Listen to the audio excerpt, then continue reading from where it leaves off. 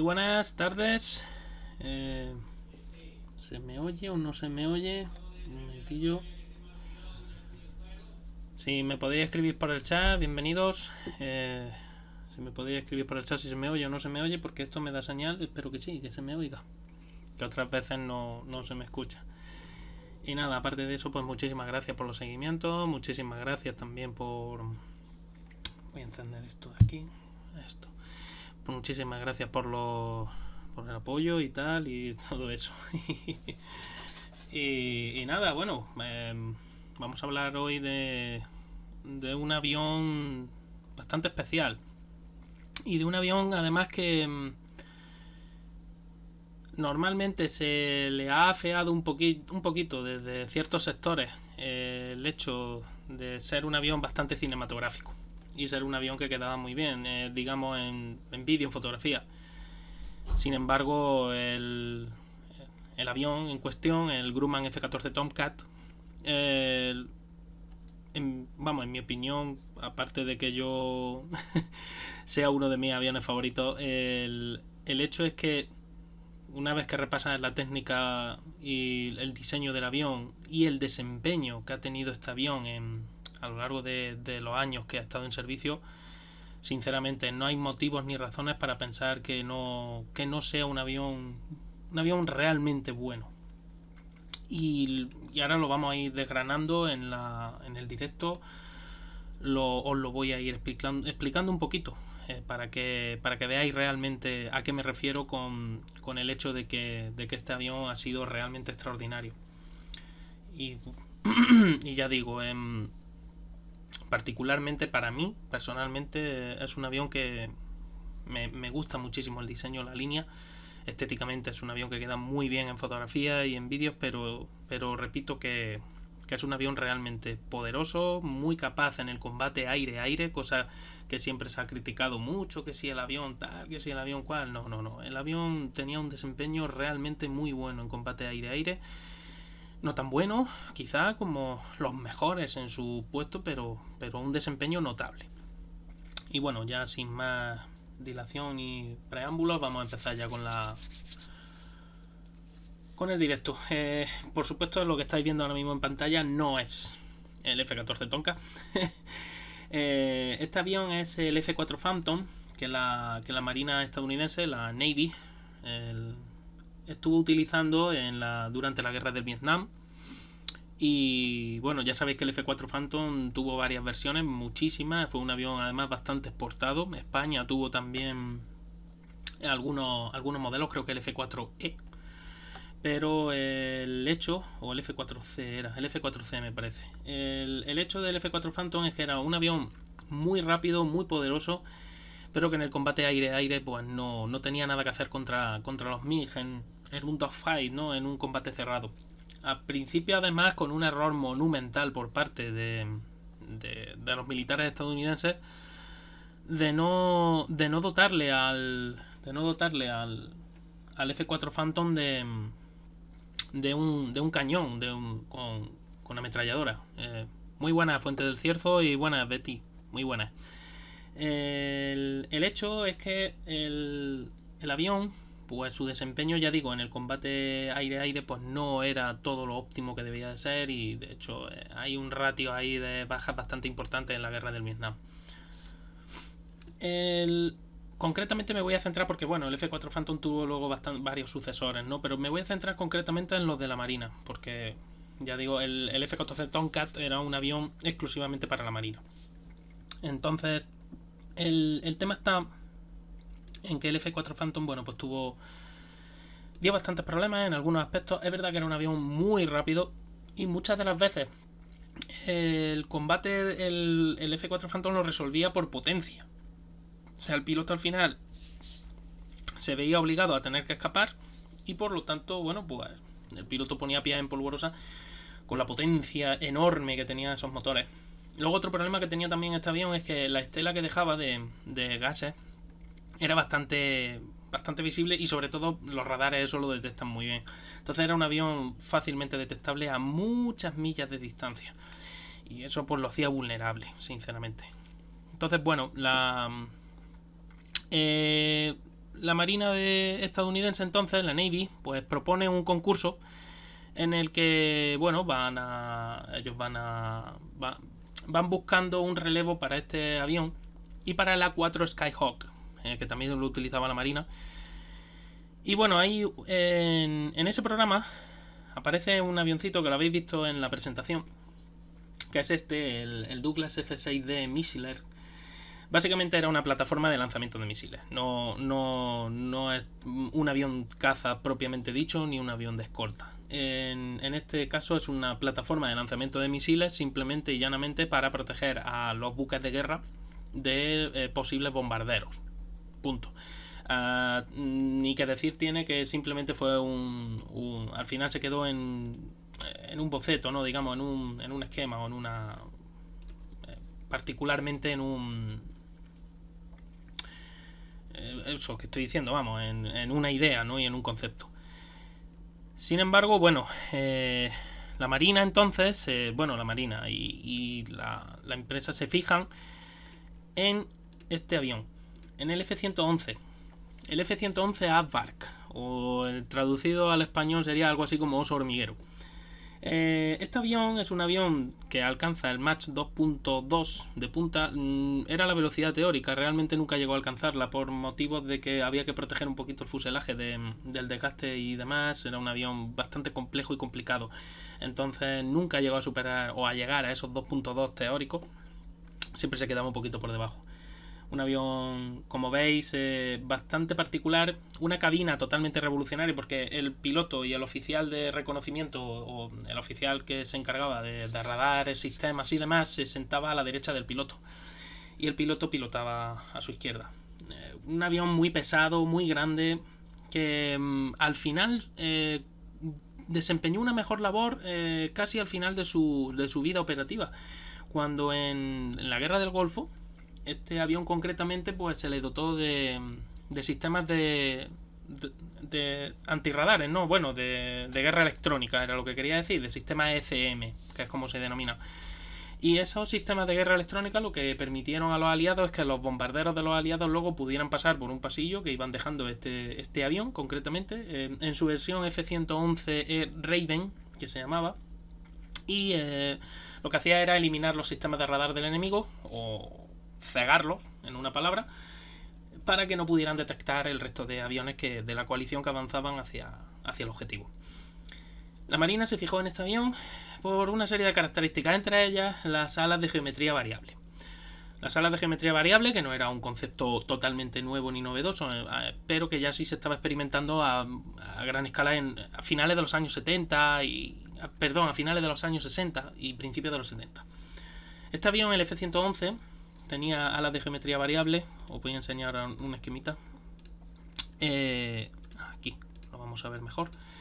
Y aquí veis en el esquema, os señalo la cabina porque ya digo que la cabina es particular y quiero que os fijéis bien en la forma de la cabina y en cómo están sentados el piloto y el copiloto. Ya os he dicho, el piloto aquí, copiloto aquí a la derecha. Porque, copiloto, el oficial de sistemas de reconocimiento. Porque quiero que os fijéis también en esos circulitos rojos que os he pintado ahí, que son los pivotes de giro de las alas del avión, de las alas de este Aardvark.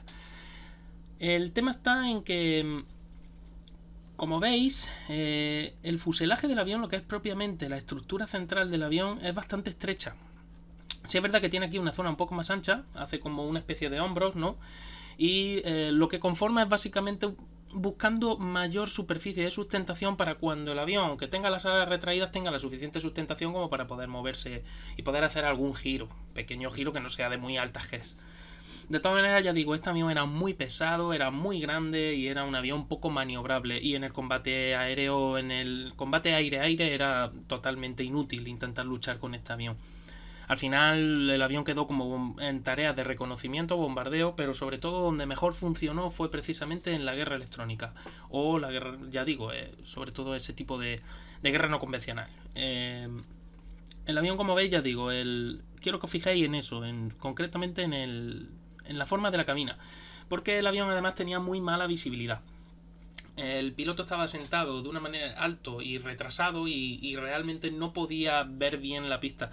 Ya sabéis, y eso en En un aterrizaje en una pista terrestre todavía, bueno, puede complicar un poquito las cosas, pero en una pista terrestre tienes mucho espacio, muchos metros para poder frenar luego, entonces no es tan problemático. Pero en un portaaviones, como comprenderéis, es bastante más difícil. Es verdad que tienes el gancho, que tienes el cable, etcétera, pero el piloto necesita mucha visibilidad hacia el frente y un poco hacia los lados porque necesita orientar bien el avión y colocarlo en su sitio. Entonces, os voy a enseñar la versión F-111B de este avión. Concretamente lo habéis visto en la presentación también.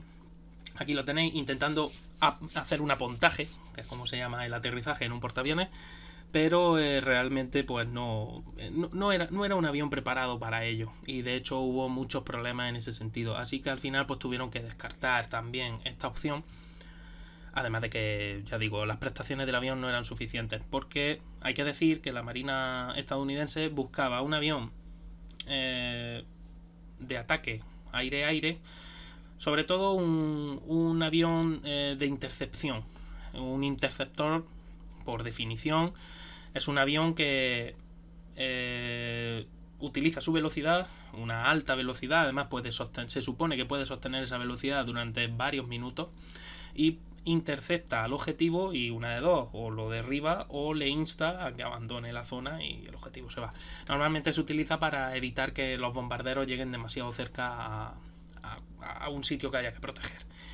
En el caso del Aardvark, en ese aspecto no había problema porque era un avión que tenía, tengo por aquí el dato, el avión tenía un alcance máximo. El alcance máximo significa que el avión puede llegar a recorrer hasta 3.390 kilómetros, pero no puede volver. Una cosa es el alcance máximo y otra cosa es el radio de acción, que es mucho menor. El radio de acción de este avión estaba por debajo de los 1.000 kilómetros, con toda la carga, etcétera. El techo de vuelo de este avión estaba en 19.800 metros. Ya digo que los 2,2 Mach que era capaz de alcanzar teóricamente nunca fueron superados. Y ahora quiero que os fijéis en unos detalles que os voy a dar para que veáis cómo de este diseño, porque se tomaron prestados alguna que otra virtud de este avión, porque no todo eran pegas, para luego hacer el F-14 Tomcat. En particular, la longitud de este avión eran 21 metros, la altura 4,8. Piloto y operador de sistema de arma, como ya os he dicho antes, un operador de sistema de reconocimiento o de arma, dependiendo del tipo de misión.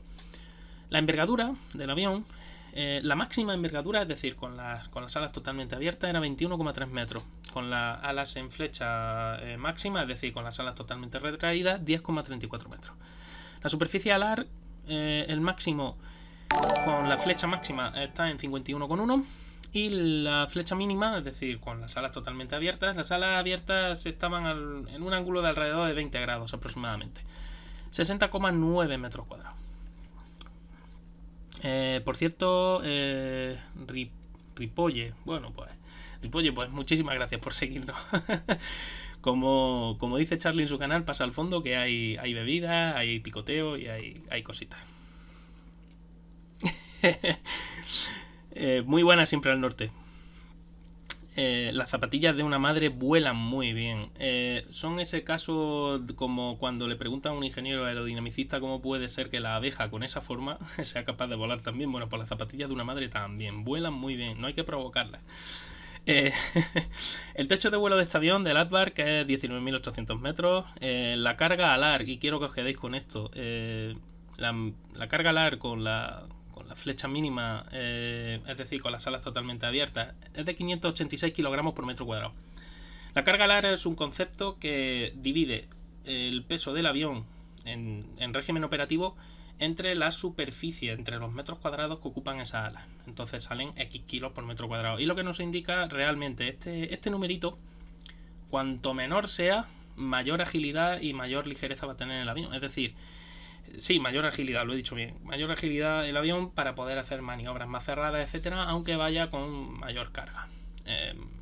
En ese aspecto, pues ya digo, los aviones caza de combate, normalmente 586 kilos por metro cuadrado sería muy alto. Un avión caza de combate está en torno a los 300 kilos. Un avión puro, ¿no? De combate aire-aire, me refiero. Porque, como sabéis ya, los aviones multirol realmente pueden llevar una carga alar un poco mayor, porque pueden funcionar como bombardero, pueden funcionar como ataque aire-aire, ataque aire-tierra, pues ya digo, depende. Y por último, la relación empuje-peso de este F-111B era de 0,47.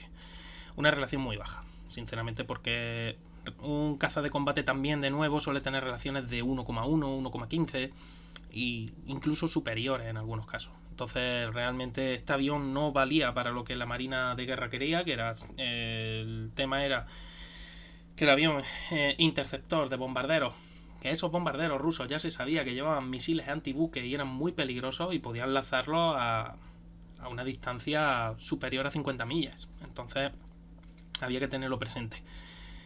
Y el otro rol que se quería era el combate aire-aire, si hiciera falta contra otro tipo de avión caza, y la defensa de todo lo que es el grupo de combate de guerra, es decir, la defensa de portaaviones, fragatas, corbetas, destructores, etc. El motor que utilizaba, el motor que estaba preparado, bueno, esto os he enseñado antes el F-6D, el Missiler, esa plataforma de lanzamiento de misiles volantes, no era otra cosa. Ese motor, el motor que tenía esa plataforma era el Pratt & Whitney TF-30, que era un motor turbofan diseñado para velocidades subsónicas, porque el F-6D no estaba pensado para el combate aire-aire, sino que estaba pensado para lanzamiento de misiles a muy larga distancia. Claro, cuando se le instalaron al F-14, que ahora ya os lo voy a enseñar, bueno, antes de contaros esto, os tengo que contar también que el tema del F-14 está en que... A ver si encuentro la foto. Ya estoy yo como Charlie. Sí, está aquí. El tema del F-14, cuando se escogió y demás, al final, en el proyecto de la Marina estadounidense, que se llamaba el Naval Fighter Experimental, VFX, con sus siglas, el tema... es que la Marina, como ya os he dicho, necesitaba un interceptor supersónico con suficiente agilidad para poder mantener un combate aire-aire y que pudiera llevar una buena carga de misiles o sea, que pudiera llevar bastante peso. El tema está en que Northrop y North American Aviation presentaron sus proyectos, pero al final la Marina decidió escoger el Grumman F-14 Tomcat después de varios intentos y tal de buscar también otro. Y el tema está en que en los estadios previos, antes de que el F-14 pasara ya a producción en serie, el motor que utilizaba era heredado precisamente del F-6D Missiler, pero claro, como tenía que ser supersónico, entonces a esos motores turbofan Pratt & Whitney tuvo que instalarle un posquemador para poder superar la barrera del sonido. Y al principio se pensaba en usar esos motores simple y llanamente. Os voy a enseñar la foto del motor para que la veáis, del TF-30, que tengo que tenerla por aquí. Aquí está. En esta foto veis el motor del TF-30 con ya el módulo de posquemador instalado también. Y la realidad es que este motor pues, no dio nunca unas buenas prestaciones. Pero para las pruebas iniciales del avión, todas las pruebas experimentales y todas las pruebas de vuelo supersónico y subsónico, y sobre todo supersónico, sostenido y demás, pues estuvo utilizando. Y bueno, para ello pues sí sirvió. Pero vamos, sinceramente era un motor que estaba pensado para velocidades subsónicas y ya sabéis, cuando se empieza a parchear algo, pues al final no termina funcionando bien. Y el TF-30 desgraciadamente pues no terminó funcionando bien. Daba problemas en maniobras de alta G, el compresor entraba en pérdida, dejaba de alimentar de aire a la cámara y por lo tanto el motor se apagaba. Y ya me dirás, en un combate aire-aire, cuando estás realizando maniobras alta G donde pierdes mucha energía, el hecho de que se te apague un motor o dos motores, que en el caso del F-14 Tonka era un bimotor, pues no hace mucha gracia a ningún piloto, porque el avión se queda parado, literalmente, y eres muy vulnerable. Entonces, la Marina... La Navy pensaba, pues cuando ya por fin el avión esté ya preparado y listo, pues buscamos otro motor y lo instalamos.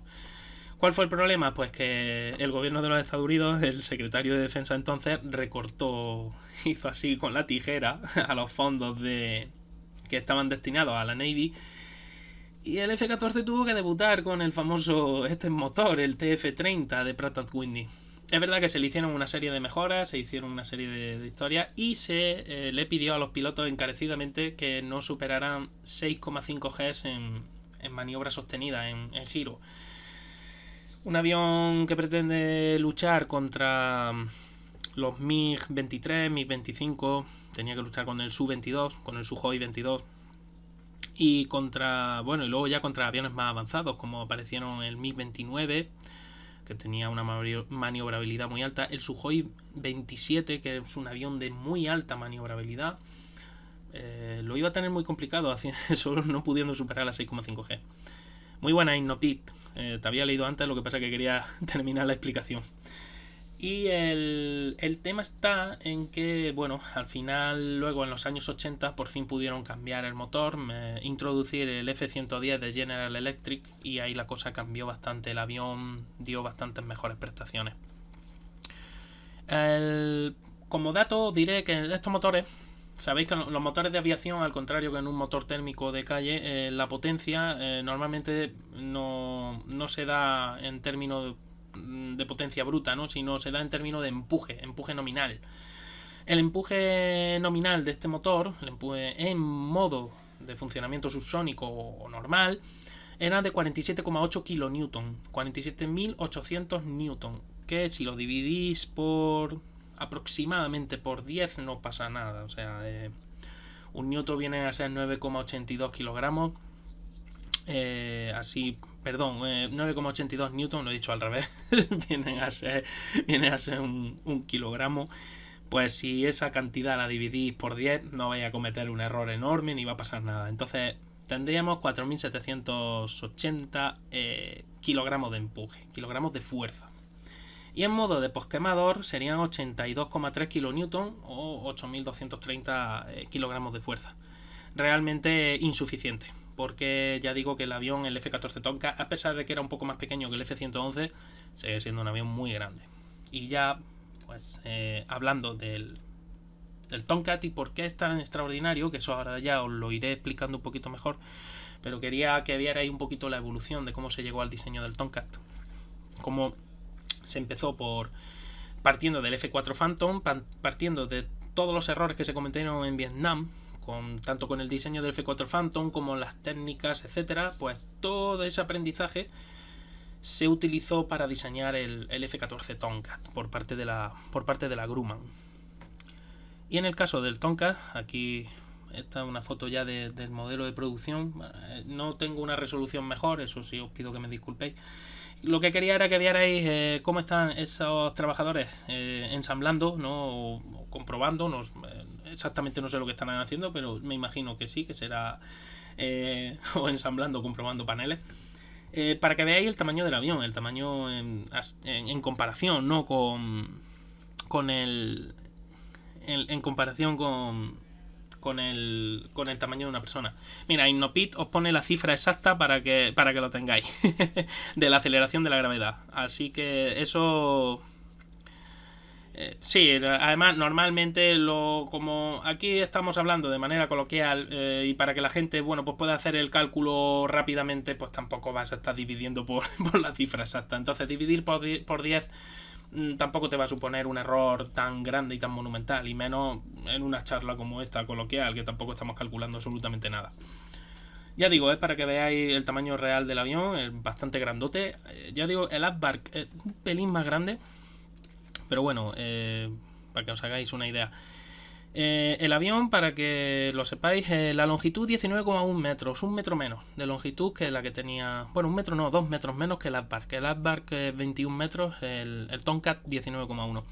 La altura un poquito mayor, 4,88, porque los timones de cola que se colocaron, en un principio se pensó en colocar un solo timón de cola, pero bastante más grande, pero la Marina pensó que ya habían dado problemas a algunos aviones con un solo timón en el tema de la estabilidad en vuelo y problemas de otra índole y problemas de fatiga, sobre todo un avión que va a tener que operar en un entorno marino, donde el aire es muy denso y donde realmente la humedad relativa es mayor, etcétera. hay que tenerlo presente porque el avión va a estar muchas horas en un portaaviones y va a tener esos inconvenientes. Entonces decidieron colocar 2 timones de cola en vez de uno para que los timones sufrieran menos torsiones, menos flexiones y por lo tanto pudieran soportar mejor las solicitaciones del aparato. La tripulación también eran 2, piloto y oficial de sistemas de combate, que en inglés se escriben las siglas RIO, RIO. La envergadura con la flecha máxima eran 11,58 metros, es decir, con las alas totalmente recogidas 11,58 metros. Os recuerdo que las del Aardvark eran 10,34, es decir, este avión tiene más envergadura, tiene más alas. La flecha mínima 19,55, con las alas totalmente desplegadas en un ángulo de 20 grados con respecto al fuselaje 19,55. El Aardvark sí tenía más flecha, tenía 21,3 metros, porque lo necesitaba además. La superficie alar del Tomcat, que solo he encontrado el dato de la superficie con las alas recogidas, 54,5 metros cuadrados. Pero imagino que al tener algo más de envergadura el Aardvark, en ese aspecto el Tomcat es posible que la superficie alar sea muy parecida, aunque es un poco mayor. Puede ser que sea muy parecida. En el Aardvark eran 60,9 metros cuadrados. Imagino que en el Tomcat pueden ser 61 o 62 metros cuadrados con la flecha mínima, ¿no? Con las alas totalmente extendidas. El tema de la velocidad, estaba la velocidad teórica máxima eran 2,34 Mach. Sí se alcanzó en momentos puntuales. Posiblemente a lo mejor se superó, porque estos suelen ser cifras oficiales y normalmente se consigue superar un poco esas cifras. Pero realmente cuando tú tienes un avión de estas características y sobre todo aviones caza, lo que se hace, como van a estar sometidos a mucha tensión, a mucha fatiga de material, se suele alcanzar esas velocidades máximas. Si es necesario alcanzarlas, se alcanzan durante muy poco tiempo, durante muy pocos minutos, y al final de todas las horas de vuelo del avión, realmente esa velocidad máxima suele ser en periodos muy cortos. Se vuela a un 60, a un 80% de la velocidad como máximo normalmente. El alcance máximo 3.219 kilómetros. Frente al Aardvark eran 3.390, pero hay que recordar que el Aardvark era mayor y llevaba tanques de combustible también mayores. El techo de vuelo, sin embargo, este avión eran 15.240 metros, y esto es lógico que sea menor porque el avión realmente para lo que está concebido es sobre todo y ante todo para atacar bombarderos. Y los bombarderos puros, son aviones lentos, aviones que no vuelan tampoco a una altura por encima de ese techo, de esos 15.000 metros. Entonces no es necesario que el avión alcance eso. La carga alar, 553,9 kilogramos por metro cuadrado, sigue siendo alta, pero bueno, se compensa con... Ahora después os explicaré, se compensa con otras cosas. Y la relación empuje-peso con el motor de General Electric, el F-110 GE400, alcanzaba los 0,91. Sigue sin ser realmente excelente, pero es notable. O sea, esta relación empuje-peso ya sí empieza a ser una cosa importante. Porque los 0,47 que daba el Aardvark, pues no eran suficientes para mantener un combate aire-aire. De hecho, el F-15 tiene una relación empuje-peso de alrededor de 1. Y este avión no le andaba muy a la zaga. Entonces, realmente, luego además los motores de General Electric se mostraron muy potentes, frugales en el consumo de combustible, cosa que es bastante interesante. Y realmente ya digo que en ese aspecto el avión mejoró muchísimo, pero hubo que esperar a los años 80. No os lo he dicho anteriormente, este avión debutó oficialmente en 1974 y su primer vuelo fue en 1972. Así que realmente estamos hablando del primer avión de cuarta generación de los Estados Unidos, el Tomcat. Vamos a ver qué era lo que yo iba a buscaros. A ver, ¿dónde está? Bueno, os puedo enseñar aquí en esta foto, en esta o en esta. Aquí, esta foto se va a ver muy bien. Bueno, aquí está lanzando un misil, el famoso misil AG, el AIM 50 y... Espérate, tengo que buscar el número. El Fénix, vamos, se llamaba el misil. A ver dónde lo tengo. Pero es que no me acuerdo del número. Y luego después me equivoco y digo lo que no debo de decir. Por cierto, heredado del F-111B, que llevaba el mismo sistema de misiles. No lo tengo por aquí, ¿dónde lo tengo? Venga. Aquí, AIM-54, eso era, es que iba a decir 52 o 54. El AIM-54 Phoenix era un misil de largo alcance, misil de ataque aire-aire, el cual lleva un radar totalmente integrado en su cabeza de guerra. Es decir, este misil es de los primeros misiles famosos de dispara y olvida. Aquí os explico un poquito, por si no sabéis alguno de los que estáis. Un misil guiado por radar es un misil el cual lleva un pequeño receptor, un emisor, y el avión encargado de lanzar el misil, su radar ilumina el objetivo. Digamos que va mandando una serie de señales que generan un pasillo, es como una autopista. Y el misil busca esa autopista, por explicarlo así un poco mal y pronto. El misil se coloca en ese pasillo y entonces va siguiendo ese pasillo. Más o menos el avión pues tiene que ir enfocando al enemigo, no puede perderlo de vista y el misil va por ese pasillo. Una vez que el misil ya está muy cerca del objetivo, pues prácticamente ya el radar ya lo suelta. Y ya el misil pues hará impacto o no hará impacto dependiendo de cómo pueda maniobrar el otro avión o de las contramedidas que tenga. En el caso de un misil de dispara y olvida, llamado así coloquialmente, son misiles de largo alcance, el misil lleva un radar propio.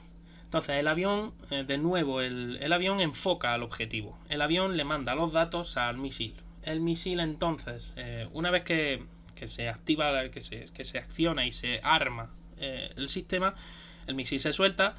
Entonces el misil consigue los datos ya digo, los datos ya se le han pasado de parte del avión y el misil entonces rastrea. Es decir, la primera etapa sí es verdad que durante unos segundos el avión va a necesitar indicarle el camino al misil, pero una vez que el misil ya está en el camino, el misil es capaz de rastrear por sí mismo, encontrar el objetivo porque le ha pasado los datos al otro avión y entonces el avión ya no tiene que seguir iluminando. El avión ya puede dedicarse a otra tarea y el misil ya va solo al objetivo. Este misil se desplazaba a casi 5.000 km por hora, por lo tanto, si eras un avión relativamente lento o problemático en ese sentido, en las maniobras, etcétera, pues lo más seguro es que te derribara con un misil de este tipo. Y además, ya digo, a una distancia superior al rango visual, fuera de rango visual y una distancia superior a los 50 kilómetros. O sea que estamos hablando de algo realmente serio, muy serio. Ya este misil ha sido muy mejorado con el AIM-120 AMRAAM y uno anterior que no recuerdo ahora el nombre, pero este misil era de los primeros guiados por un radar propio, el misil, y no necesita del radar del avión para poder hacer su cometido. Y muy buena, Juan. Bueno, no pasa nada. De todas maneras, todavía no he entrado en el meollo de la cuestión de por qué el Tonka era realmente tan bueno, así que yo creo que ahora ya pues lo vamos a ir explicando mejor. Y ahora el tema es que, bueno, él heredó este misil y heredó este radar. Este radar que os voy a enseñar es el Hughes ANAWG-9. Eso, que no se me olvida la denominación. Este radar de pulso Doppler, de pulso doble, es un radar bastante grande. De hecho, es una de las razones por la que el morro del F-14 es bastante voluminoso. Y una de las razones por las que el morro del Aardvark del F-111 también era bastante voluminoso. Es un radar muy potente, un radar que es capaz de localizar blancos por encima por encima de los 160 kilómetros de distancia. Es decir, el avión se encuentra a más de 160 kilómetros, incluso por encima de los 200 era capaz de localizar blancos. Estamos hablando de una distancia enorme para la época, estamos hablando de años 70. Hoy día ya, bueno, hay muchos aviones que superan con creces a este, en ese sentido. El radar, además, y el sistema electrónico del avión eran capaces de rastrear 24 objetivos al mismo tiempo, es decir, de ofrecerle al piloto la información de 24 objetivos, y el radar era el que se encargaba de seleccionar los 6, el sistema electrónico, mejor dicho, la computadora de a bordo se encargaba de seleccionar los 6 objetivos prioritarios. Todo esto, ¿por qué se hacía? Bueno, pues el avión, como he dicho, tenía 2 tripulantes, tenía un piloto y un oficial de de sistemas de armas y de sistemas de reconocimiento, el Río. El Río se encargaba precisamente de esas labores, de seleccionar tanto los objetivos en tierra, porque este avión luego se utilizaría también en el rol de cazabombardero, es decir, luego bombardear objetivos en tierra, y se encargaba de seleccionar los objetivos en el aire. El radar era tan potente que podía estar funcionando en distintos regímenes con una velocidad pasmosa. Realmente le ofrecía muchísima información al piloto y al oficial de sistemas. Y esto hacía que el piloto pudiera centrarse un poco más en lo que es realmente pilotar. Y, entre comillas, olvidarse un poquito, no al nivel de los aviones actuales, pero sí olvidarse un poquito de lo que es descargar un poquito al piloto de todas las tareas que tenía que realizar. Estoy mirando que había escrito y dice Innopi, un misil cómo se detecta, con el radar propio del avión o detectando la señal de guiado del misil, o las dos. En el caso del avión, que me imagino que te refieres al avión que se tiene que defender del misil, bueno, los aviones que tienen sistemas de detección, los cuales los radares de los aviones y las antenas de los aviones tienen sistemas de detección las cuales te indican si te están iluminando o no te están iluminando con un radar. En el caso, por ejemplo, de un combate aéreo cercano, si se utiliza un misil guiado por calor, el famoso AIM-9 Sidewinder, el AIM-7 Sparrow es el misil guiado por radar de medio y corto alcance, y el AIM-9 es el misil guiado por calor. En el caso de los misiles guiados por calor, los aviones tienen también sensores para detectar la focalización por infrarrojo. Pero en el caso de los radares, ya digo, son antenas que detectan las señales de radar que lanza el avión enemigo y que lanza el misil del avión enemigo. Y entonces en la pantalla que tiene el piloto delante le aparece la trayectoria, el misil, dónde está, etcétera, para que el piloto pueda intentar defenderse. La defensa, si estáis familiarizados con juegos de aviones de combate o si estáis familiarizados o lo habéis visto en alguna película, pues ya sabéis, son de dos tipos. Generalmente las defensas más, más sencillas que tienen los aviones son... la primera es la maniobra de esquiva. Eso es algo que a los pilotos se les enseña y lo aprenden, es intentar esquivar un misil a base de utilizar pues la potencia del avión y esos giros a alta G. La segunda es el chaff. El chaff no es más que un montón de virutas de aluminio, como papelitos parecidos, y se lanza una nube. Es como se forma, el avión lanza un chorro que se forma debido a toda la estela turbulenta que genera el avión, se forma un chorro que se abre lo mismo que un paraguas. Y lo que ocurre es que las ondas de radar rebotan hacia muchas direcciones, en muchas direcciones diferentes cuando chocan contra esas virutitas de aluminio, contra esos papelitos de aluminio. Y entonces el radar, tanto si es un misil guiado por radar dedicado propio como si es un misil que tiene que el avión estar todo el rato enfocando con su radar, esas ondas de radar hacen que no vuelvan y entonces el avión digamos que lo pierde. O el misil pues pierde el objetivo y se desvía, es posible que se desvíe. A veces no, a veces sí, depende de la cantidad de chaff, depende de muchas cosas. Y en el caso de los misiles guiados por calor, pues ya digo, es detección de que te están iluminando con infrarrojo. Y lo que se lanza son las famosas bengalas. Las bengalas iluminan muchísimo y generan muchísimo calor que confunde al misil. El misil, entonces, en vez de seguir el rastro de la estela de los motores, sobre todo de las salidas de escape del motor, que es una de las razones por las que los aviones modernos tienen sistemas para reducir un poco esa emisión de calor y para reducir un poco la posibilidad de ver ese infrarrojo de la salida de sus motores. Y el tema está en que el misil, bueno, pues si tienes suerte, pues se confunde con la bengala y va por la bengala en vez de ir a por ti. Suelen ser sistemas bastante efectivos con misiles más antiguos, pero cuanto más moderno es el misil, más difícil es engañarle. Entonces, al final, es un poco complicado en ese aspecto. Y es también importante que el piloto sepa hacer unas buenas maniobras de esquiva, También hay pilotos que descienden mucho a tierra, bajan muchísimo para que las ondas de radar no puedan detectarle y por lo tanto el misil lo pierda, ¿no? Pero, y otra manera también de engañar a un misil guiado por calor es pilotar hacia el sol o bajar hacia el mar. Es decir, bajar en picado hacia el mar e intentar que el misil se confunda con el calor del agua si es un día soleado. Ya digo que hay varias formas. Si la lástima es que no tengo oportunidad de poder, si tuviera oportunidad de entrevistar a algún piloto, ellos nos lo explicarían muchísimo mejor de lo que os lo estoy explicando yo. Pero ya digo, con 70 misiles en cada misión y la física. Bueno, te digo una cosa, yo he jugado al Ace Combat, no, pero sí creo recordar al Hawks basado en Tom Clancy.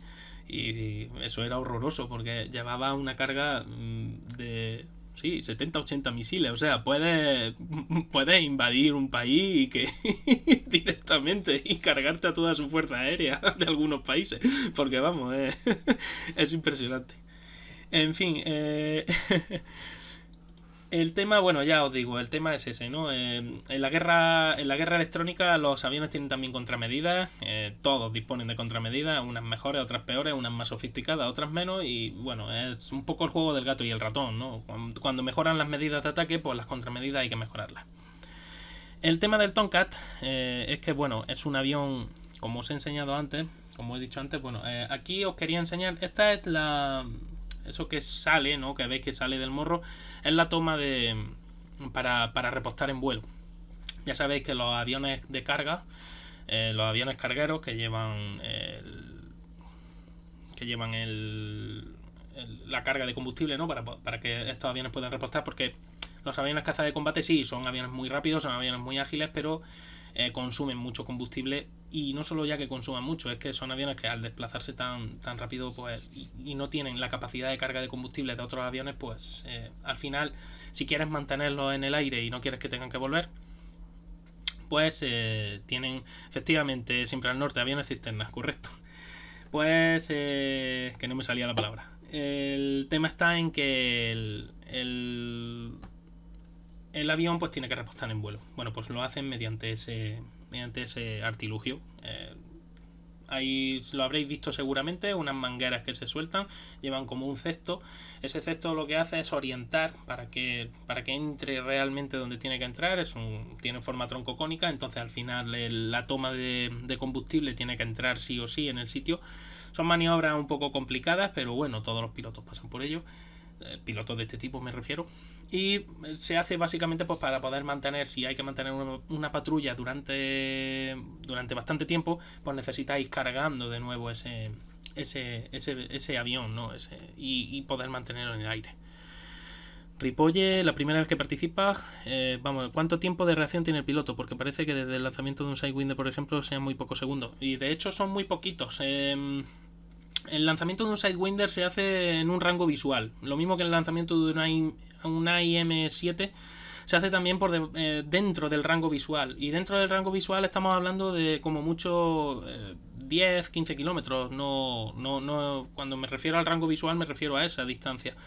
Y un misil que se desplaza a alrededor de 4.000, 5.000 kilómetros por hora, una distancia de 10 kilómetros la recorre en muy pocos segundos. Entonces el piloto realmente desde que el avión le avisa de que le están enfocando. De hecho, no es algo que ocurre mucho en los juegos de guerra, en las exhibiciones y en los encuentros de la OTAN, donde diferentes fuerzas aéreas pues compiten, ¿no? Por ver quién va mejor, y cuando hay competiciones de aviones en realidad no se derriban, ¿no? Porque claro, si hubiera que derribarse para demostrar cuál es mejor, no saldría a cuento. Lo que se hace simplemente es que intentar que no te enfoquen.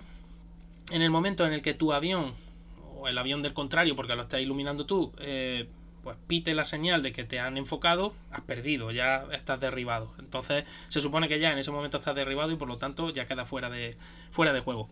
Así que sí, efectivamente cuando lanzan un misil Sidewinder o cuando lanzan un misil Sparrow, un gorrión llamado en español, realmente son muy pocos segundos. Estamos hablando de de posiblemente menos de 10 segundos para poder reaccionar.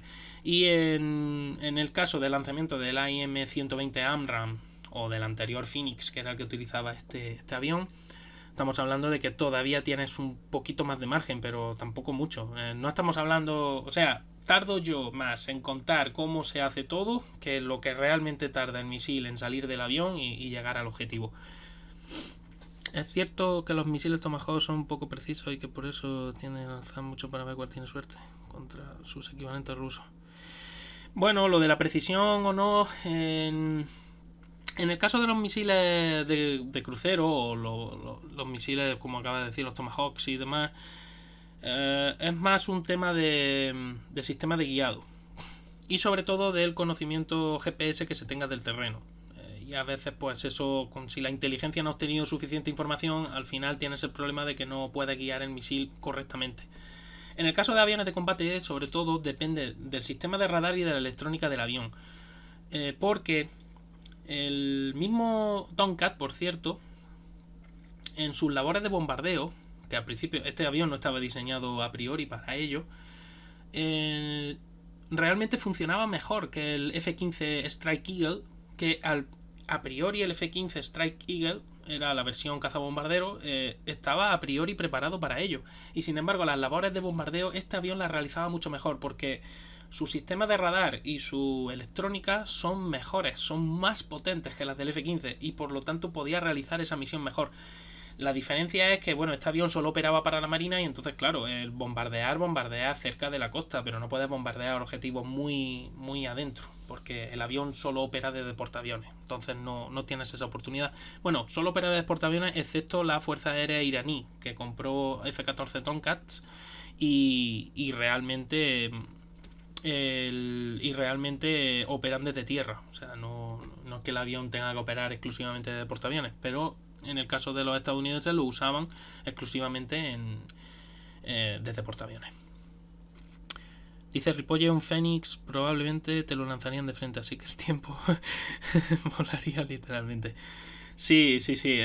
Realmente se supone que se lanza desde muy larga distancia. Es más que posible que si el Tomcat, el objetivo que iluminaba, he dicho antes que el radar iluminaba por delante de los 160 kilómetros, e incluso a objetivos a 200 kilómetros, es muy posible que te iluminaran ya a esa distancia y que el avión que venía al contrario también a una velocidad. Normalmente en los combates aéreos y cuando los aviones van en rumbo de intercepción, normalmente la velocidad de desplazamiento suele estar en torno al Mach 1.6, al Mach 1.8. No se suele llegar al Mach 2. Pero incluso a esa velocidad supersónica el avión tarda muy poco en recorrer una distancia de 200 kilómetros. Minutos, muy poco. Y el tema está en que el otro avión que está dirigiéndose hacia el Tomcat, si es un avión más antiguo, un MiG-17 o un MiG-15 que podría ser de alguna fuerza aérea de esas de países un poco más pobres, el tema está en que es posible que incluso el avión más viejo no sabe el piloto que lo están iluminando. Y es posible que incluso lance el Phoenix y el Phoenix vaya en rumbo de intercepción a su objetivo y que el piloto no se entere hasta que queden pocos segundos, hasta que el avión le avise, pero cuando le avise el Phoenix ya esté muy cerca, ya esté realmente muy cerca y no le dé tiempo a poder esquivarlo. Entonces ya digo que en ese sentido, claro, estamos hablando de aviones mucho más viejos. En aviónica ya para el MiG-29, para el Sukhoi 27 ya era mucho más difícil que le pillara por sorpresa un lanzamiento de un misil Phoenix o incluso de los modernos AIM-120 AMRAAM. Pero el tema del... Bueno, el Tomcat, ya digo, era una plataforma muy poderosa. Sobre todo una vez que en los años 80 ya se introdujeron los General Electric F-110, que ahí sí es verdad que el avión ganó muchísima potencia, mucho más empuje. Y hay una curiosidad que quería comentaros. Bueno, el avión operaba de portaaviones, como acabo de decir antes. Aquí veis el... Vamos a ver, aquí. Aquí veis el avión en... ¿No me deja aquí abrirla? Ahí. Bueno, vamos a ver. A ver si me deja. A ver si me deja esta. Ahora, esta sí me ha dejado. Al avión se le... Era un nombre curioso porque el avión, aparte del Tomcat, se le llamaba Tomcat porque sabéis que la Grumman creó también el Hellcat para la Segunda Guerra Mundial, el famoso Hellcat que estuvo en la Guerra del Pacífico. Y a este avión se le denominó el Tomcat. El tema es que también eufemísticamente se le llamaba Turkey escrito, y la traducción es pavo. Y quería que vierais esta imagen porque realmente le llamaban pavo cuando estaba en esta disposición, que era cuando estaba en tierra o cuando estaba en el portaaviones. Pues al tener las alas retraídas y mirarlo desde cierta posición, como la entrada de los motores era convergente, empezaba mucho más arriba, digamos que tenía como un hombro más alto, y luego ya empezaba a bajar el fuselaje, y esa forma de hombro y esa ala recogida hacía que pareciera algo así como un pavo el avión. Pero bueno, esto es simplemente un off topic que hago aquí para que lo sepáis. Y ahora os quería enseñar un esquemita. Bueno, a ver si puedo transformarlo. No, un segundo. A ver. Esta imagen es que no la había retocado. Bueno. Este es un esquema sencillo del F-14 para que veáis realmente cómo estaban distribuidos los diferentes sistemas principales. Veis todo lo que es los sistemas mecánicos, los dos motores, los motores gemelos como estaban colocados, con un tanque de combustible en medio, donde estaban los tanques de combustible en las alas, etcétera, etcétera. Y la electrónica del avión, toda la electrónica del avión que iba en la parte del morro y en la parte trasera. El tema está en que el avión estaba, su estructura era una combinación de aluminio de diferentes grosores de panel, paneles nido de abeja, que os sonará de la Fórmula 1, usado ya en los años 80 profusamente y sobre todo años 90, el famoso sándwich de carbono con aluminio en forma de nido de abeja. Bueno, pues en aviación no era novedoso el uso de paneles de nido de abeja. Este avión tiró bastante de ello porque daba mucha ligereza y mucha resistencia al impacto. Y el tema está en que tuvieron que utilizar acero también debido a que el presupuesto estaba limitado, pero se permitieron el lujo de usar titanio en las zonas donde realmente ellos veían que iba a ser sometido el avión a más fatiga, donde el aluminio no iba a cumplir y donde el acero iba a ser muy pesado. Entonces se utilizó titanio. El titanio, por si no lo sabéis, tiene una densidad de 4,7 o 4,5 gramos por centímetro cúbico. El acero son 7,85 y el aluminio son 2,7. El titanio, al igual que el acero, tiene unas propiedades muy parecidas. El titanio quizás funciona mejor en ambientes corrosivos que el acero. Y luego el titanio tiene también una serie de desventajas el uso de titanio, porque por ejemplo la maquinabilidad de la chapa de titanio es bastante peor. Hay que utilizar herramientas mucho más duras y el desgaste de herramientas además usándolas es mayor. Entonces el coste luego operativo en cuanto a la fabricación de un avión con titanio es mayor que el coste con fabricación de acero. Las propiedades mecánicas son parecidas, pero las propiedades de resistencia térmica, de ligereza y de aguante a la corrosión son mucho mejores en el titanio. Entonces, ya digo que en ese sentido, y a la hora de piezas que estaban sometidas a fatiga, teniendo en cuenta que es un avión de alas de geometría variable, era primordial usar ese titanio. Entonces, al final, eso también encareció un poco el precio del avión, pero a cambio le otorgó un peso, todo lo contenido que se pudo, a pesar de que el avión era bastante pesado. Y ese hecho pues hizo también que el avión pudiera ganar otras características. Es cierto que el avión sufrió bastantes problemas en los apontajes debido a ese peso, pero bueno, una vez que los pilotos fueron entrenados la cosa cambió bastante. Y el tema, como ya digo, el uso de titanio fue bastante profuso, y sobre todo alrededor de un 40%, para que os hagáis una idea, el uso del titanio. Y sobre todo por... ¿este es el avión? No, este no es el que os quiero enseñar. Ahora. Este es el Advar que enseñé antes, por si alguno no había llegado todavía. El anterior, justo el que intentaron usar en la Marina estadounidense, que al final no pudo funcionar. Y quería que recordarais donde os puse los pivotes, donde giran las alas, esos dos circulitos rojos que os he colocado ahí, más o menos para que os orientéis. Esos pivotes, como veis, están bastante centrados en el fuselaje del avión y además están muy cerca de lo que es el eje longitudinal del avión. En ese aspecto, mecánicamente funciona bien porque no produce un momento fuerte, no produce un momento de giro. Pero aerodinámicamente es un problema, porque el hecho de estar tan juntos, Cuando las alas se están retrayendo, se están moviendo, no se mueven, o sea, no cambian inmediatamente, sino que tardan un tiempo en poder abrirse o en poder cerrarse. Los centros de presiones, cuando tú estás moviendo un ala y va cambiando su ángulo de ataque, los centros de presiones se van desplazando. Esos centros de presiones producen unos momentos de fuerza que pueden hacer desequilibrar el avión en esos momentos. Y esto lo digo porque en un combate aire-aire, por ejemplo, pues tendrías un problema. Si empiezas a retraer el ala o el ala está retraída, te están atacando y tienes que abrirla para poder intentar hacer una maniobra fuerte. Entonces eso en el Tomcat se solucionó, o se buscó una solución, y además bastante ingeniosa, por cierto, el tema del Tomcat, que fue esta de aquí. Se desplazaron los pivotes de giro del Tomcat. Por cierto, os señalo también lo de la cabina para que veáis que es más estrecha y más alargada que la del Aardvark, y esto le otorgaba al piloto mucha más visión a la hora de aterrizar o de despegar, aunque el avión tuviera que llegar en un ángulo determinado.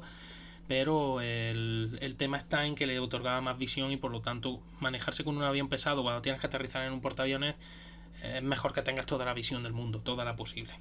Lo ideal es que tenga una visión 360 grados y de hecho este avión era bastante bueno en eso. El tema de los pivotes, ya digo, se colocan más separados de ese eje central.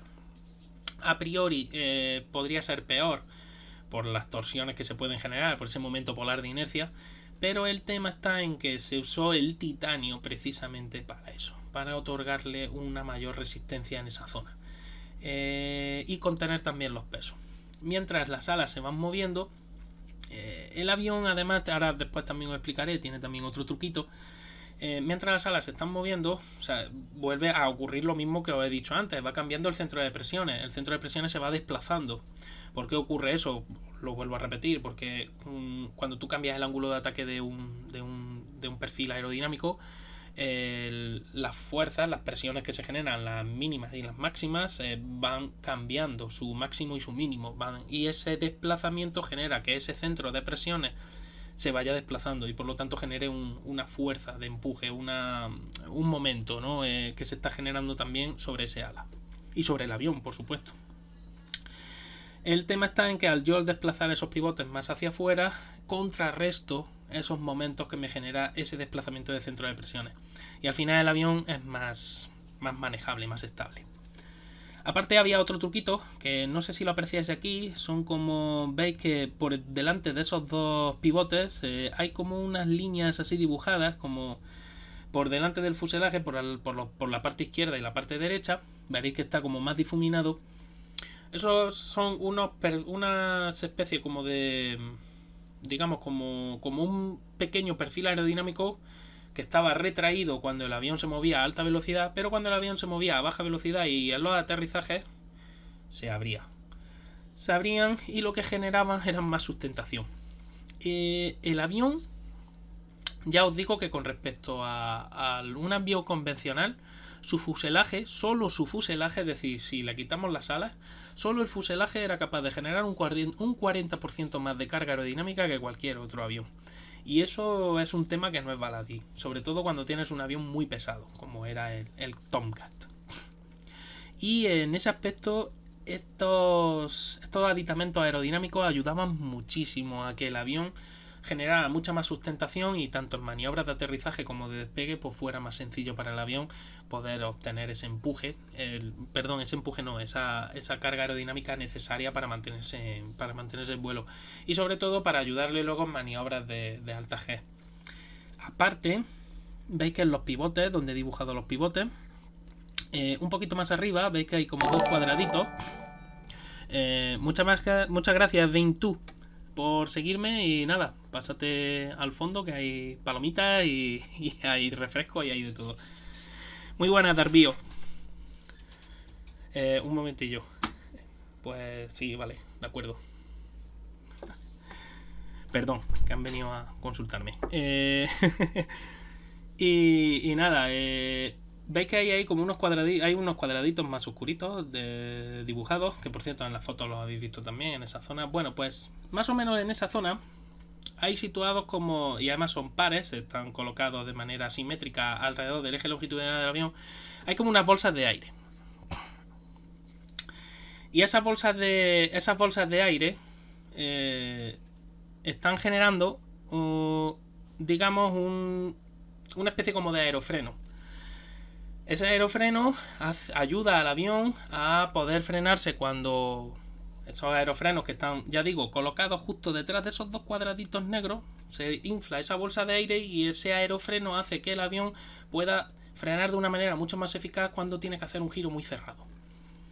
Como se solucionó el tema con el, ya digo, con el motor General Electric, el F111, el F110, perdón, de General Electric, se solucionó ese problema de la entrada en pérdida del compresor. El tema está en que gracias a esas bolsas de aire y gracias a que los motores ya podían soportar mayores fuerzas G, el avión ya sí era capaz, no a todas las velocidades, tenía que ser a velocidades subsónicas, pero ya sí era capaz de hacer maniobras de muy alta G, por encima de las 7,5 Gs, cosa que no se hizo habitualmente, pero se hizo. Y ya digo, muy buena Santuki, ¿qué tal, Adrián? Y muy buena José Javier, muy buena. Bienvenido. Y bienvenido Alemanser también. El tema, ya digo, estaba en eso, en que el avión tenía varios trucos aerodinámicos para poder sostenerse en el aire de una manera muy eficaz. Por eso digo que en combate aire-aire demostró que era un avión notable. No era el mejor de su clase, por supuesto que no. El F-15 Strike Eagle, está también Mati, pues no me he dado cuenta. Bueno, pues Mati, muy buena, es que no, perdona que no me he dado cuenta. Estaba también el F-16, el F-16 es maravilloso en combate aire-aire, a pesar del problema que tenía con el... Ah, bueno, claro, Darth Bio, digo, yo sabía que le había saludado, pero es que no lo encontraba ahora. El tema, ya digo, como estaba diciendo, era que... estaba el F-16, a pesar de esos problemas iniciales que hubo con el timón de cola ese tan grande, el famoso sacacorchos, hacía como una especie de sacacorchos y el avión entraba en pérdida. Realmente no. Luego ya se solucionó con otras versiones del F-16. Pero en el caso del F-14, ya digo que se escogió lo del doble timón precisamente para darle más estabilidad. Y el tema, ya digo, estaba en eso. Había otro aerofreno situado en la parte de atrás, donde está entre los dos motores, que eso sí, ese sí era un aerofreno propiamente dicho para las maniobras de apontaje, para ayudar sobre todo al avión a frenar, ¿no? En el último momento. Maniobras de apontaje que además no os voy a poner los vídeos, pero que son muy curiosas si las veis, porque las maniobras de aterrizaje y de apontaje, y por cierto en Twitter creo que llegué a ver algo sobre eso. Las maniobras de aterrizaje en una pista terrestre no se hacen exactamente igual que en un apontaje. Y me explico. En un aterrizaje en una pista terrestre lo puedes hacer muy suave. ¿Por qué? Porque sueles tener en torno a 2,5 o 3 kilómetros de pista. En el peor de los casos a lo mejor 1,6 o 2 kilómetros. Pero es suficiente para un avión caza. Se hace de una manera muy suave. El avión va descendiendo poco a poco. Toca primero con las ruedas traseras. Luego ya baja el morro, delantera, pon y frena. En un apontaje no da tiempo a todo eso. Y el piloto tiene que llegar, apuntar con su gancho a los numerosos cables que hay colocados en la parte por encima de la cubierta del barco. Y el avión, una vez que aterriza, para aterrizar prácticamente cae como una piedra. Y hay un detalle muy importante en el que se diferencia mucho un avión de la Marina o de la Armada, si preferéis decirlo así, a un avión de la Fuerza Aérea, es precisamente en las suspensiones y en el sistema de suspensiones propiamente dicho. Los amortiguadores, las barras que sujetan las ruedas, etcétera, todo el sistema de suspensiones del avión está muy reforzado en el caso de aviones que operan desde portaaviones, frente a los aviones de combate aéreo de la Fuerza Aérea, que son bastante más finos esos sistemas porque no lo necesitan. Me pregunta Darbío, ¿tuvieron que mejorar los materiales de construcción para poder realizar esas maniobras? Es lo que he estado comentando antes, Mati, que el tema está en que este avión concretamente hizo un uso profuso del aluminio y del titanio. El aluminio en más de un 40%, el titanio en aproximadamente un 40% y el resto en acero. Buscaban que el peso no se fuera de madre, aunque al final el avión seguía siendo bastante grande y bastante pesado, sobre todo por los sistemas de aviónica que llevaba entonces. y la hidráulica, el tema de las salas de geometría variable es un tema que hace que el avión pese mucho y pese bastante más. Entonces, ya digo que el tema es bastante complejo. Así que para reducir ese peso tuvieron que utilizar casi un 40% de titanio, sobre todo en esas zonas de refuerzo donde se necesita, que es en los pivotes de las alas, en todos los sistemas del fuselaje central, etcétera. Ahí se utilizó el titanio. El acero porque había que abaratar costes, y el aluminio pues para intentar reducir todo el peso del avión. Y en ese sentido, ya digo, el Tomcat por parte de la Grumman estaba diseñado con muchísima sensatez. Había un presupuesto limitado y la Grumman se ajustó a ese presupuesto muy bien, cosa que no ha ocurrido por ejemplo con el F-35, ¿no? de la Lockheed. Pero bueno, el F-35 han ocurrido otras cosas que hay que tener en cuenta. Ha habido muchas críticas y realmente creo que no se las merece el avión, se las merecen más bien otros aspectos. El avión en sí es muy bueno, lo único que se ha ido de madre con el presupuesto, pero creo que quizás no se explicó bien lo que realmente había que conseguir. Ripolle me dice: hace poco leí que la célula de un F-18 marino dura poco más de la cuarta parte de uno que haga operaciones en tierra. Si es así, es una barbaridad. Sí, aproximadamente puede ser así. Ya digo que es el ambiente corrosivo marino. Realmente el problema de operar desde un portaaviones es que el ambiente es muy corrosivo. Un ambiente muy húmedo y sobre todo, repito, el ambiente de marino es peor incluso. Así que en ese sentido sí, el desgaste y los costos de mantenimiento de un avión que opera para la Marina son mayores que los de un avión que opera para la Fuerza Aérea. Así que en ese aspecto sí, hay que tenerlo en cuenta a la hora de diseñar aviones, a la hora sobre todo de mantenerlos. Si no da fe, ya te veo yo a ti corrosivo con las anchoas. Perchi, muy buenas tardes. Y bueno, ya os iba a enseñar ya una serie de curiosidades, porque lo principal que quería explicar del F-14 creo que ya está explicado. Bueno, os iba a enseñar antes, esta foto me encanta. En esta foto se aprecia muy bien. ¿Veis esos cuadraditos negros que os estaba diciendo que son unas placas de protección térmica? Y por cierto, también os puedo explicar esos cuadraditos negros, ¿no? Se pueden abrir, se pueden hacer la apertura porque la entrada a los motores es convergente, es decir, la boca de entrada empieza más grande y luego va estrechándose. El aire llega al motor ya por una zona más estrecha al compresor, precisamente se hace para que ese aire se comprima un poquito antes de la llegada al compresor. Luego el compresor, ya sabéis, en un motor turbofan, el compresor comprime el aire, propiamente dicho, un compresor axial además. Luego pasa a la cámara de combustión se introduce el combustible y se quema, y luego pasa a lo que es la tobera de escape. En la tobera se hace todo lo contrario, lo que se hace es expansionar los gases. Y en la tobera se coloca el postquemador cuando se necesita, que el postquemador no es más que un inyector de combustible que utiliza eso. El combustible se inflama solo porque los gases calientes ya se encargan de que se inflame y genera un empuje adicional. El tema es que este avión, cuando alcanzaba velocidades supersónicas, si no lo sabéis os lo explico, lo he explicado también en algunos vídeos, pero lo vuelvo a explicar de nuevo, no tengo ningún problema. El tema está en que los motores turbofan y los motores a reacción utilizan ese compresor. El compresor tiene una serie de paletas, de aletas, es un rodete básicamente con aletas. Luego se coloca otro rodete detrás, luego otro, así sucesivamente. Depende de cuántas etapas, cada rodete es una etapa, cuántas etapas quieras, cuántas veces quieras comprimir ese aire.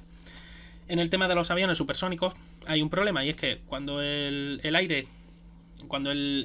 vehículo, mejor dicho, alcanza velocidades supersónicas, el aire se comprime muchísimo y genera una onda de choque. Esa onda de choque es una onda que genera muchísima presión cuando se encuentra algún objeto por delante. Y el problema que hay con los aviones supersónicos es que se pueden generar ondas de choque perniciosas que pueden entrar en la cámara, pueden entrar en la admisión del motor, y si ese aire con esa presión llega al compresor puede romper los alambres del compresor y el motor dejaría de funcionar.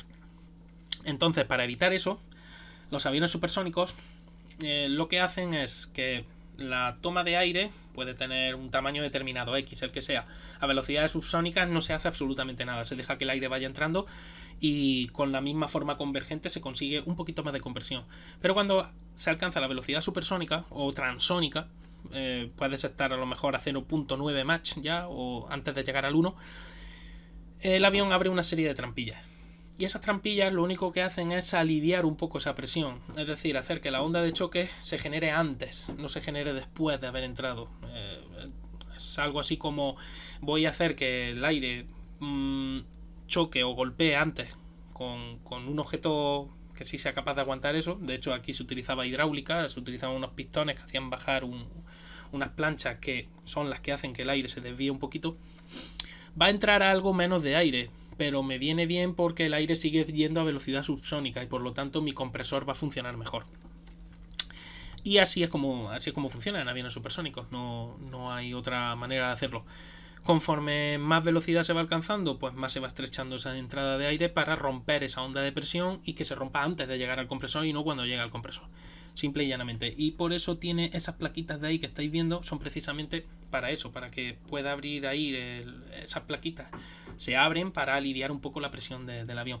Y se hace, por cierto, y esto es un tema bastante interesante y que la Fórmula 1 ha copiado, se hace al igual que se usa el conducto S, el SDACT en Fórmula 1. Es decir, un avión supersónico de esta clase, ¿no? En este caso concreto en el F-14, lo que se hace es abrir la trampilla de manera que hay una apertura un poquito pequeña y se utiliza el mismo efecto que se usa en los famosos SDACT de los morros de los coches de Fórmula 1.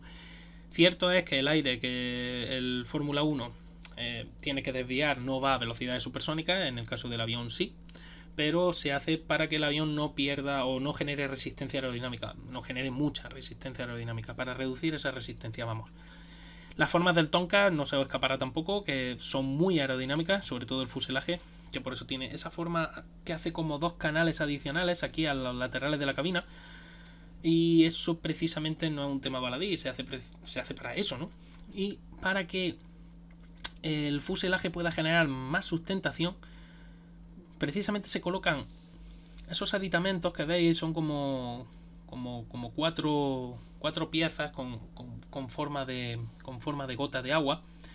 Esos cuatro elementos que se elevan por encima del fuselaje lo que hacen es energizar el flujo de aire que viaja por esa zona e intentar mantener la capa límite adhesionada a la superficie del avión. Lo que se consigue con eso es que la presión siga siendo baja, muy baja, y así la sustentación siga siendo alta. O lo que es lo mismo, si mi presión, o sea, mi sustentación no ha cambiado y mi avión sigue generando, por poner un ejemplo burdo y tonto, mi avión genera 20 toneladas de fuerza hacia arriba. Si yo consigo mantener esa capa límite adhesionada y además con energía, la presión será mucho menor arriba. Entonces esas 20 toneladas van a hacer que mi avión se eleve mejor que si no consigo mantener esa capa. Las 20 toneladas van a ser suficientes, pero no va a elevarse de la misma manera, no va a elevarse con esa facilidad. Y eso es un tema también que hay que tener en cuenta. No, Y250 no. Eso ya lo garantizo. Os iba a enseñar esta foto también, esta otra foto ya digo, ahí veis el tren de aterrizaje del Tomcat, veis las salidas de gases, los elementos de control horizontales, porque este avión tenía muchos elementos de control aerodinámico también. En la parte delantera de las alas tenía los famosos slats, tenía los flaps, eso los tienen todos los aviones. Luego los elementos de control verticales para el giro del avión en los timones de cola. Por cierto, en los timones de cola arriba se colocaban esas famosas antenas ECM de las que os he hablado antes, con antenas para contramedidas electrónicas, precisamente para evitar el ataque de otro avión.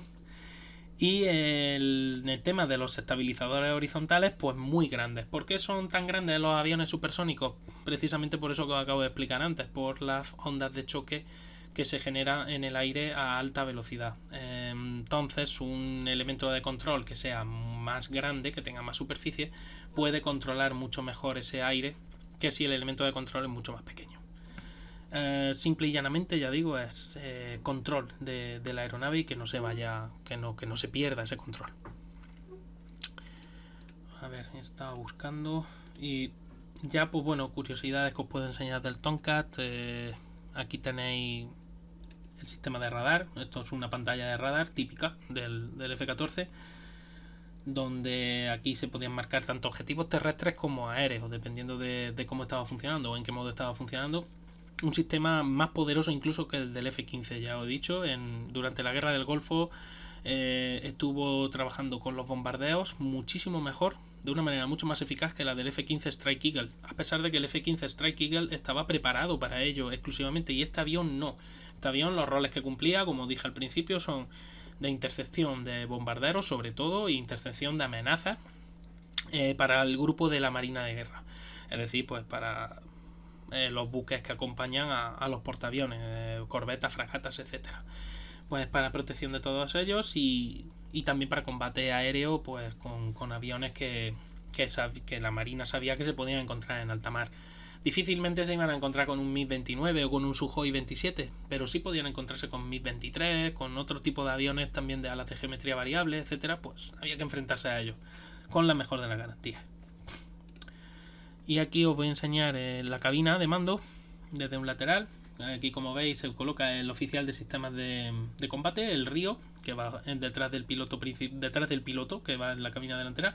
Lo que lleva allí arriba, esas pantallitas, son el famoso Head-Up Display, el HUD, que ahora están tan de moda en los coches, con esa los coches que te enseñan ahora en el frontal los datos principales de conducción. Bueno, pues eso se copió también de la aviación. Este F-14 es el Super Tomcat. Como veis, tiene unas pantallas más modernas, muy parecidas a las del F-18, el Super Hornet. Y el tema es que los primeros aviones, los primeros Tomcats, no tenían estas pantallas, ni mucho menos. Todo esto ayudaba muchísimo tanto al piloto como al copiloto, pero como al oficial de sistemas, perdón. Pero vamos, ya digo que la posición seguía siendo la misma. 2 asientos eyectables y bueno, ya digo que el avión se ganó la fama popular, ¿no?, después de la película Top Gun, pero sinceramente el avión ya tenía un reconocimiento bastante interesante antes de que Top Gun se estrenara en el 1986. El avión ya había demostrado su valía en numerosos acercamientos contra este tipo de bombarderos, sobre todo. Y ya digo, era capaz de localizarlos a muy larga distancia y de solicitar que abandonaran la zona. Claro, si el bombardero seguía insistiendo, pues podía llegar incluso a derribarlo, pero ya digo, eso ya material más clasificado. Y para mí, posiblemente sea, de los aviones de cuarta generación, posiblemente sea el más bonito de todos. Por lo menos yo, tal y como yo pienso que son los aviones. Os iba a enseñar este avión de la Fuerza Aérea Iraní. Y precisamente el Tomcat en la Fuerza Aérea Iraní demostró que como avión de combate aire-aire era excelente, era muy bueno. Repito, posiblemente no tan bueno en dogfight como podía ser un MiG-29 en la época, o ya en los años 80, o un F-16 Fighting Falcon, pero realmente muy bueno, y luego muy poderoso, con un sistema de armas increíblemente poderoso. Uno de los defectos que tenía el avión también, que no os lo he dicho, además del tamaño y del peso, era precisamente que era fácilmente detectable a muy larga distancia. Es decir, los sistemas de radar, cuanto más grande es el avión y más estela de gases deja, más fácil es detectarlo. Hay una anécdota muy curiosa con el famoso SR-71 Blackbird de la Lockheed, el avión que operaba para reconocimiento aéreo, que el avión se diseñó con ciertas... digamos que fue el primer avión que intentó buscar un diseño furtivo, un diseño que no fuera fácilmente detectable por el radar. Realmente la forma del fuselaje está pensada para ello, para desviar las ondas de radar, para que no vuelvan al radar original. Pero el tema está en que eso se conseguía. El avión era bastante bueno en eso. Pero había un problema, los motores generaban una estela tan grande que al final los radares terminaban detectándolo a muchísimos cientos de kilómetros de distancia. Así que, pero claro, el avión se desplazaba a velocidades superiores a Mach 3.2 y realmente para cuando ibas a interceptarlo el avión ya hacía bastante tiempo que había pasado por el punto. Así que era realmente su defensa era esa velocidad. En el caso del Tomcat, ya digo, era también fácilmente detectable por ese tamaño y ese peso que tenía el avión, que no se buscaba entonces esas capacidades furtivas. La furtividad ya se ha buscado en aviones de quinta generación, no en este tipo de aviones que son de cuarta generación. Y ya digo, para mí un mito volante, un avión muy muy capaz que demostró muchísimo su valía tanto en... Esta foto me encanta. Tanto en combate aéreo como en... Bueno, y como en reconocimiento aéreo, porque las últimas labores que estuvo haciendo, tanto de bombardeo como reconocimiento aéreo, fueron precisamente en Irak. Hasta su retiro de la fuerza naval estadounidense, de la marina estadounidense en el año 2006. En Irán, ha seguido operando hasta el 2015, pero claro, Estados Unidos no le suministraba repuestos. Al final, el diseño del avión es tan bueno que los iraníes pudieron incorporarle sistemas rusos al avión y el avión ha seguido operando sin ningún problema. Entonces ya digo que la Grumman y la Marina lo hicieron muy bien con este avión. El problema era que esas alas de geometría variable hacía que la hidráulica fuera más pesada y más complicada, y que además los sistemas de aviónica entonces eran muy poderosos, pero seguían siendo sistemas mucho más antiguos de los que son hoy día. Los microchips no eran iguales, etcétera, y era un problema de mantenimiento. Sobre todo y ante todo, lo que al final terminó por retirar al avión fueron los costes operativos. El F-18 no es tan bueno como este avión. De hecho, el Super Hornet, siendo mucho más moderno, no es tan bueno como este avión, pero es un avión que hace muy bien, que hace de una manera notable tanto el rol de bombardeo como el rol de ataque aire-aire. Y es un avión que es suficiente y además no es tan caro de operar como era este F-14. Pero como diseño, como electrónica y como potencia de fuego y potencia bruta, este avión supera al Super Hornet en todo. Es cierto que hay aviones que lo superan, claro, ya más modernos, pero precisamente el F-18 que opera en la Marina, en la Navy, y que nosotros los españoles también tenemos, creo que es el ala 12 de la Fuerza Aérea, la que opera con el F-18, es un avión, digamos que es un 7 o un 8 en todo, no es un 10 en nada, pero es algo así, ¿no? Y el F-18 es un muy buen avión y además ya digo, bastante más barato de operar, es más pequeño que este avión también. Pero este avión, el F-14, era un portento en muchos aspectos. Y yo creo que, como ha dicho antes Carlos de Histor Racing, que lo he leído antes en el chat, probablemente el mejor caza embarcado de toda la historia. Casi con toda seguridad el mejor de todo, de momento. Vamos a ver el F-35 que es capaz de hacer, pero el F-14 Tomcat ha dejado el listón muy muy arriba. Y repito, para los que piensan que este avión se hizo famoso solo por Top Gun, están pero que muy equivocados. Es un avión que ha cumplido con creces y sobradamente con su cometido, con su objetivo. A ver, Ripolle, y como elemento disuasorio era impagable. A ver quién se acercaba a una flota de portaaviones con la burbuja protectora Tomcat Phoenix. Aparte del Tomcat y del Phoenix, todas las flotas tienen luego también sus contramedidas electrónicas y sus lanzadores de misiles de defensa aérea. No son SAM, pero sí son lanzaderas de misiles. Realmente a una flota de guerra moderna es muy muy difícil aproximarse. Salvo que esté en puerto atracada o que yo qué sé, o que se hayan dejado atacar, porque ya digo que es muy difícil acercarse a menos de 150 millas náuticas de una flota de una flota de guerra moderna, vamos. Y bueno, pues yo creo que ya hay que ir dando por terminado el tema del Tomcat. Espero que os haya gustado mucho, porque a mí, ya digo, repito que es un avión que me encanta desde siempre, desde que lo vi por primera vez. Y la verdad es que es un avión realmente muy, muy bueno. Vamos a buscar, a ver, antes de despedirme de vosotros,